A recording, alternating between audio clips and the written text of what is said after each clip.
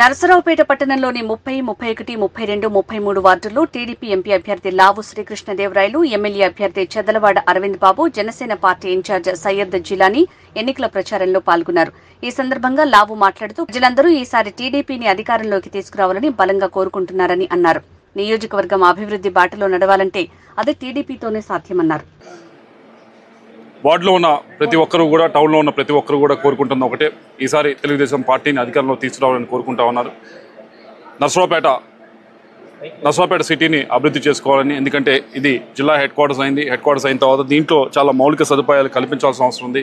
మనం కొత్తగా హైవేలు తెచ్చుకున్నాం, నరసరావుపేటకు సంబంధించి బైపాస్ రోడ్లు తెచ్చుకున్నాం. ఇవన్నీ కూడా ముందుకు సాగాలి, ల్యాండ్ ఎక్విజిషన్ చేయాలి. వాటి మీద సీరియస్గా ముందుకు వెళ్ళాలి అంటే తెలుగుదేశం పార్టీ అధికారంలోకి వస్తేనే ముందుకు వెళ్తుందని చెప్పి ప్రతి ఒక్కరు కూడా భావిస్తూ ఉన్నారు. వీటితో పాటుగా సైడ్ డ్రైన్స్, ఇవన్నీ కూడా డ్రైనేజ్ సిస్టమ్ ఇవన్నీ కూడా ఎక్స్పాండ్ అయిన సిటీలో లేవు. అలాగే డ్రింకింగ్ వాటర్ సమస్య కూడా బాగా ఎక్కువగా ఉంది ఏదైతే కొత్తగా వస్తుంది టౌన్లో కూడా.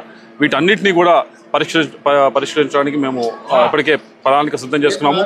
అలాగే మున్సిపల్ కమిషనర్ ఏదైతే ఉందో దాన్ని ఇప్పటికీ 6 సార్లు 7 సార్లు మార్చారు. ఒక కంటిన్యూషన్ లేదు. దానివల్ల అభివృద్ధి కుంటుపడింది నగరంలో అని చెప్పి ప్రతి ఒక్కరు కూడా కంప్లైంట్ చేస్తూ ఉన్నారు. వాళ్ళందరికీ మాటిస్తా ఉన్నాం, వచ్చే 5 సంవత్సరాలు అభివృద్ధి పైనే పూర్తి దృష్టి పెడతాం.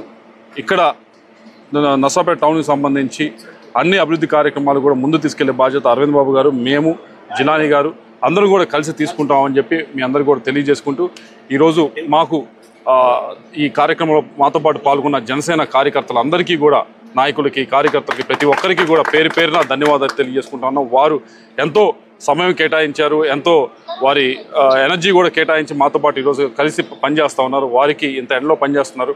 వారికి ప్రత్యేకంగా జనసేన నాయకులకి, కార్యకర్తలకి ధన్యవాదాలు తెలియజేసుకుంటాం.